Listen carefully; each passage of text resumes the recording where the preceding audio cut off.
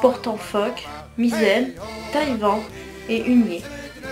Il se différencie du lougre par l'existence d'une baume de taille-vent. Il possède un arrière à tableau. La Pauline porte une voilure de 95 mètres carrés.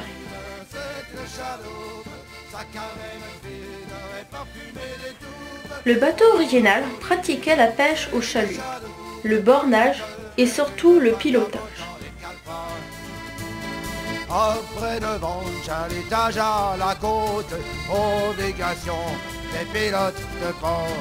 Le modernisme, voilà la faute, l'a obligé à changer de corps mort. Hey, oh la Pauline, c'est une chaloupe, sa carène fine et parfumée des toubes. Oh la Pauline, c'est une chaloupe, toute vêtue de bois comme au temps des calfats. Oh la Pauline, c'est une chaloupe, sa carène fine et parfumée des toubes. Oh la Pauline, c'est une chaloupe, toute vêtue de bois comme au temps des calfats. Après la guerre, celle qu'on appelle la Grande, elle est vendue à l'Armor-le Bian. Oh, un matelot qui s'appelait l'Amande, il a créé pour la campagne guémonière. Hey, oh la Pauline, c'est une chaloupe, sa carène fine et parfumée des toubes. Oh la Pauline, c'est une chaloupe, toute vêtue de bois comme au temps des calfats.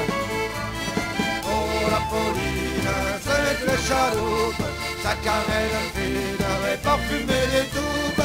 Oh la Pauline, c'est une chaloupe, toute vêtue de bois comme au temps des calfats. À vous autres des amis de Pauline, je voudrais que les vents vous soient portants, que le bateau qui est ici navigue. Merci à vous, Monsieur Clocher. Hey, oh la Pauline, c'est une chaloupe, sa carène fine et parfumée des toubes. Oh la Pauline, c'est une chaloupe, toute vêtue de bois comme au temps des calfats. Oh la Pauline, c'est une chaloupe, sa carène fine et parfumée des toubes.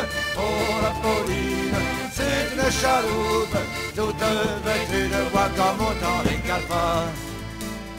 Oh la Pauline, c'est une chaloupe, sa carène fine et parfumée des toubes. Oh la Pauline, c'est une chaloupe, toute vêtue de bois comme au temps des calfats. Oh la Pauline, c'est une chaloupe, sa carène fine et parfumée des toubes.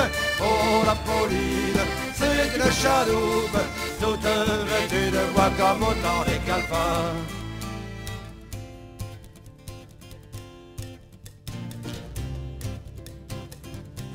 Nous arrivons à l'entrée du port du Légué.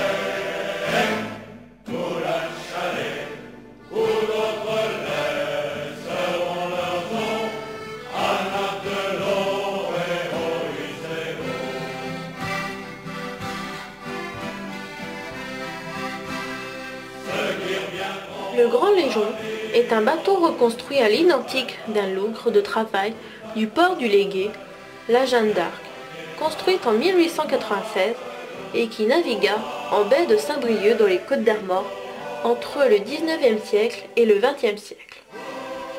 Il appartient à l'association Le Grand Légion.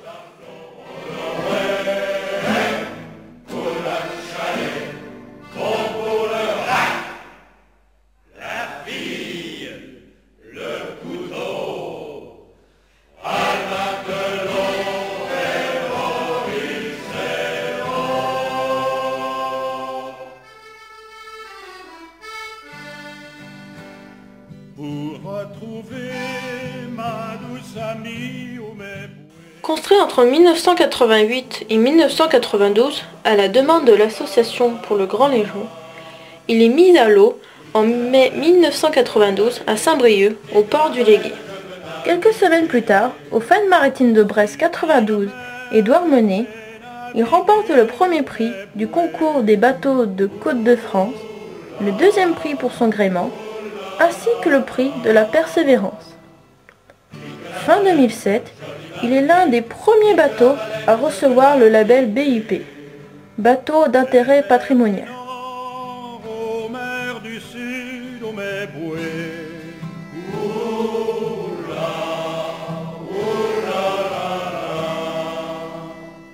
Pique la baleine, joli baleinier, pique la baleine, je veux naviguer.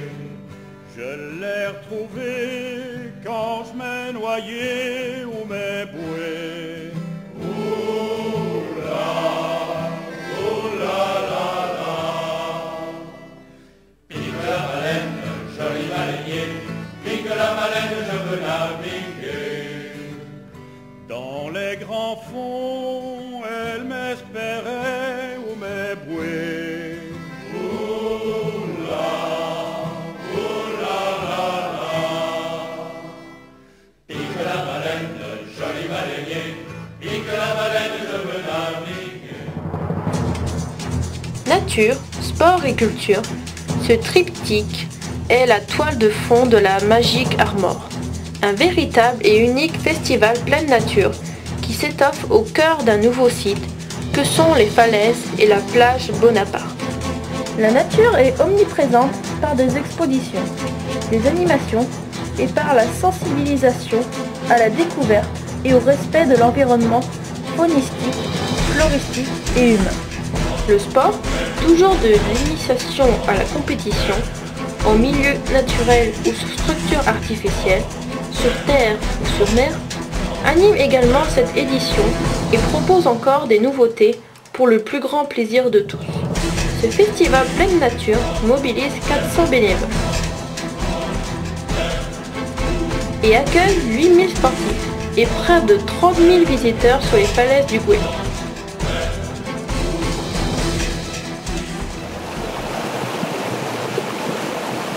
Nous retrouvons un coin plutôt tranquille entre Plaintel et Saint-Julien. C'est le chaos du Gouet.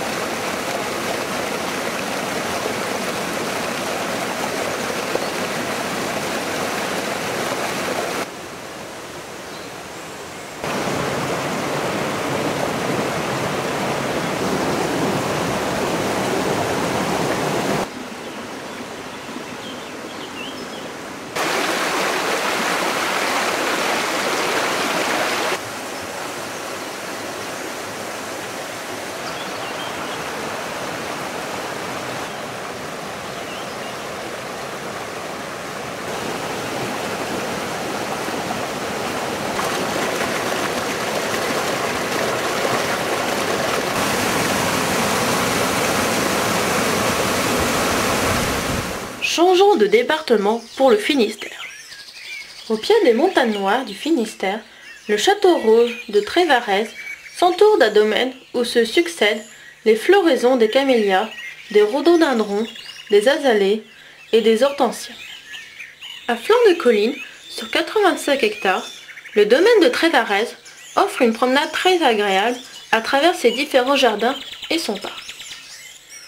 Face au château, le jardin régulier rappelle l'héritage des jardins français du XVIIe siècle. Rénové en 1994, il redessine le tracé originel du jardin avec ses pelouses, ses bordures de puits taillés, de rosiers et ses camélias centenaires plantés en hémicycle. Réhabilité en 1998, le jardin classique s'inspire, quant à lui, de la Renaissance italienne. Sa longue promenade plantée de charmilles et de tilleuls prolonge la façade ouest du château.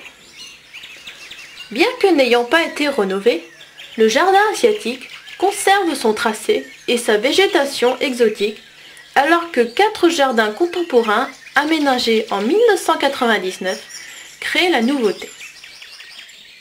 Transition entre les jardins dessinés et la nature environnante, le parc paysager de style anglais permet aux visiteurs de découvrir un décor pittoresque au milieu de plantes de terre de bruyère, d'arbres et d'arbustes centenaires. Le Conseil général du Finistère achète le domaine de Trévarez et entreprend de le réhabiliter pour l'ouvrir au public en 1971.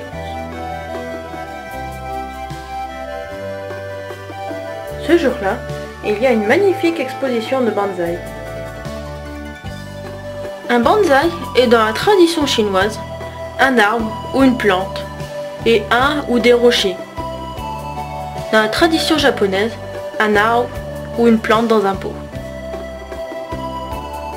Ce mot signifie littéralement une plante, généralement un arbre ou un arbuste, cultivé sur un plateau ou dans un pot. Dans la version chinoise, cela signifie paysage.